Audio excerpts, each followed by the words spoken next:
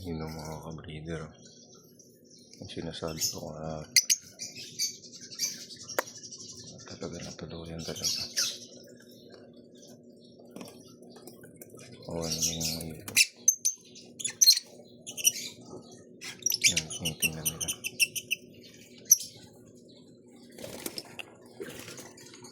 Nangyari na rin sa amin ito dati.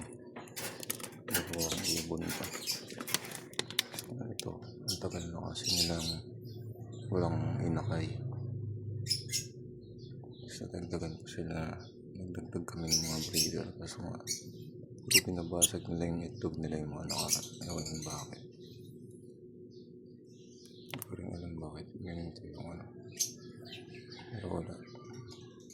Kaya nag-breed ka talaga ng mga alaga. Yung mga gaya ng isda.